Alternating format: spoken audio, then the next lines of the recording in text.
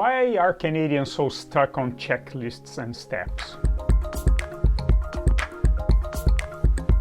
Click here the subscribe button, set up the alert. If the content of this video is useful, let us know by clicking the like button. I have this interesting comment from a lot of owners of small businesses here in Canada, right? They tell me, well, this guy, this prospect, this potential client, they don't seem to be thinking. And this is the reason people make this comment, right? I hear a lot this, right?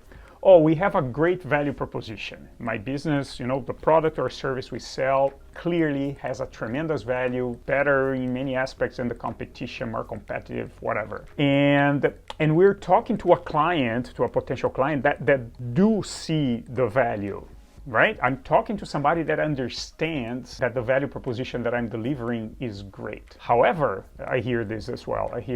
They seem to believe that I have a great solution, a product or service, but they keep raising points that are true, but are weak, are irrelevant, right? They seem to be getting hung up on administrative or bureaucratic matters, right? But you don't have this insurance policy, or you don't have this, whatever, packaging, let's call it, like whatever comes around the value proposition that you're delivering. Can be a physical packaging or not. It can be like whatever, like different type of documents or policies or things that can be done. Yeah, as soon as we decide to proceed, I can go and get quickly something together for you. But it seems that people stop the conversation and do not move to that stage where, okay, we're gonna do business together, because they say, well, but you don't have this, you don't have that, so I guess we're gonna back off a little bit. And this drives people crazy, because they say, listen, they understand that we have a superior value proposition, product or service, but then why is it because of irrelevant bureaucratic or administrative matters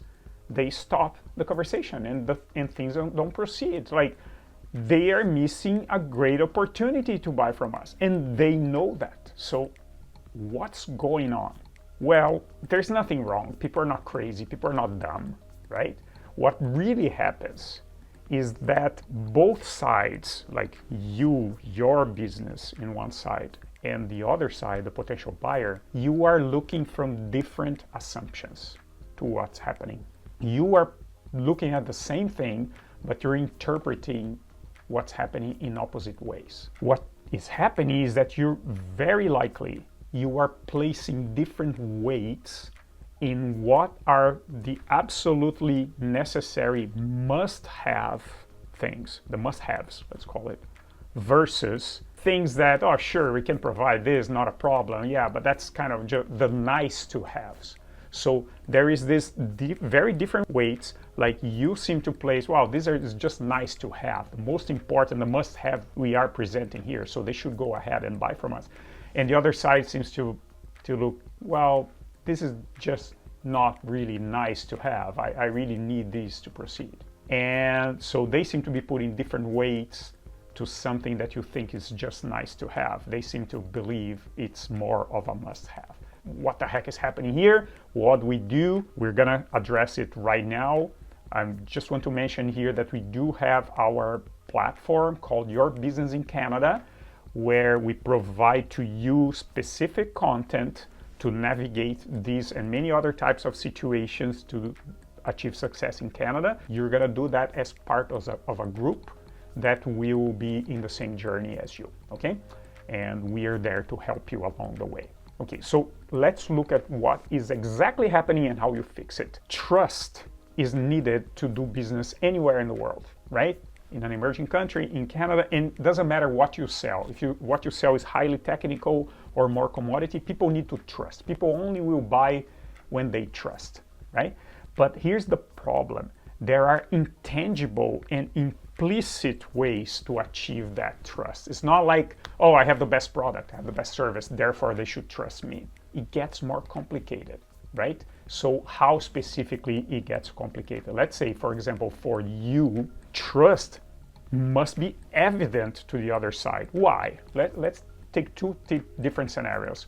Either you are, for example, you already generate value in another part of the world, you come from an emerging country or something like that, and you have proven back home your resourcefulness by navigating sometimes a very dynamic, complicated environment, and you still are able to deliver the solution, even though when things were moving parts all around you. So it's the resourcefulness that counts. It's like, yeah, we guarantee we deliver results even when things kind of are a little complicated, right? So that resourcefulness in your mind should generate the trust in your counterpart, and they should trust you and say, wow, look what the result they generated in the middle of all the challenges they had. So of course I should be able to trust them. Let me buy from them. That's one scenario. Another scenario that I find that's more local in Canada, that doesn't have much to do with if people came from an emerging country. It's when somebody has a highly specialized technical value proposition. Let's say, I don't know, take a pen here. Let's say I make the best pen in the world, right? It's superior in 5 ways, and this is why people should be buying from me. So highly technically, and it's obvious, right? So people believe then that trust should be coming from the quality of the value that I'm delivering, quality of the value proposition. None of these cases you are wrong when you think that. Yes, it's true, these two things command trust, the quality, the technical quality of what you deliver increases the trust that people should have in you. And the fact that you are very resourceful and you know how to operate, even when the environment is more challenging than, for example, in Canada, it should drive some more trust in your business. Here's the problem though.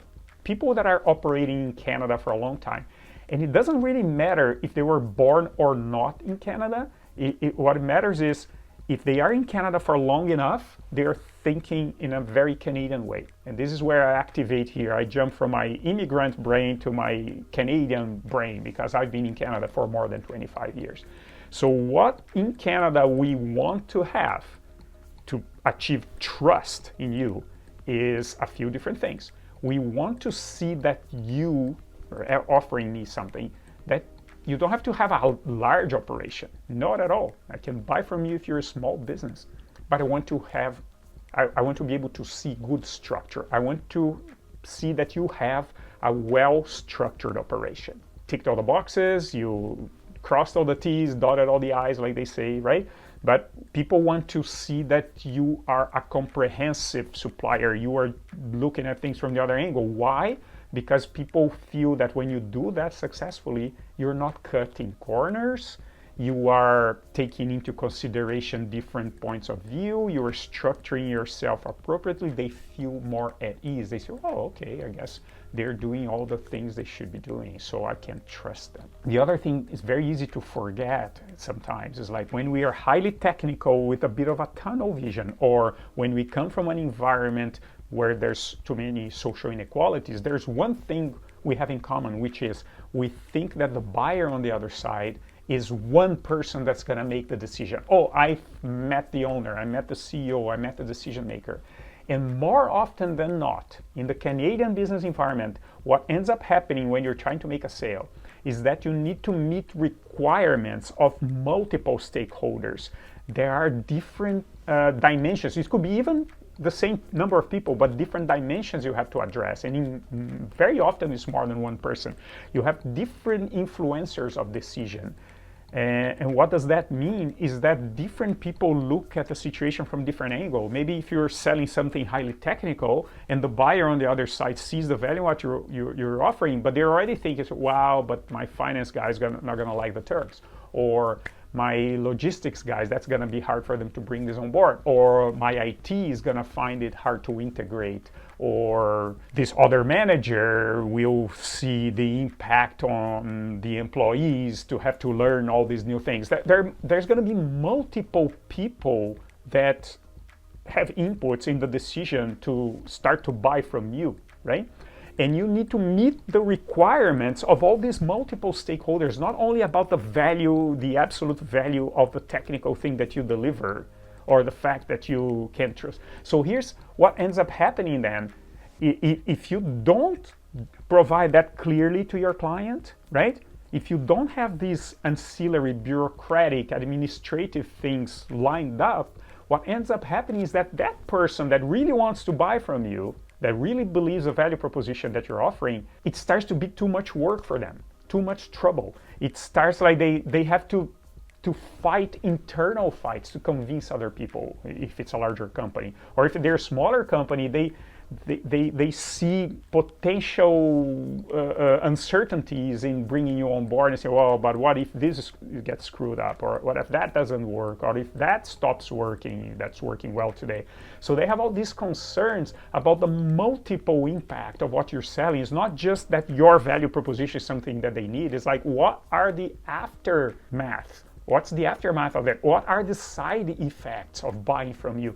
That's why all these other bureaucratic things and administrative issues come to the surface. So at one point, that's the kiss of death in a sales process. If your potential client starts to believe that buying from you is going to be harder than just staying where they are, then that's when they're not going to buy from you. Right? Even when they see some benefit, yeah, the value is good, but oh my God, it's going to be so much trouble, right? They stop. And the result with all that is that you end up achieving a limited growth. Your business doesn't grow in Canada as it could be growing if you don't understand this dynamic. If you don't structure your business and your sales process in a way that also addresses these other less important, let's say, administrative or bureaucratic things that people are asking you, then you're limiting your own growth, right? So what works here is, I always like to go to this point in these videos, right? To give you, okay, what's the solution? Identify the problem. So what do we do about it? Okay, this is what we do, right? The first thing is to try to place ourselves in their shoes. Try to understand from their standpoint, because then we think, okay, it's not that they're lazy or they're dumb.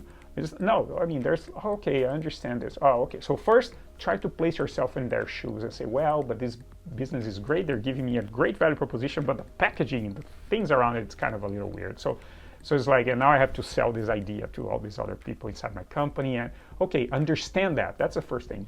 Be on their shoes. Place yourself in their shoes.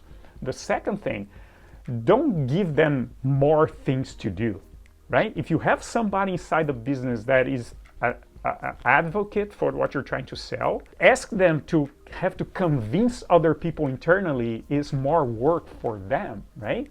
They're busy. Everybody's busy with everything else. So we need to show that we understand where they are, what they're asking. We don't discount that as being just bureaucracy, just paperwork, just irrelevant things. No, it's like, okay, I understand why this is important to you, and commit to make their lives easier.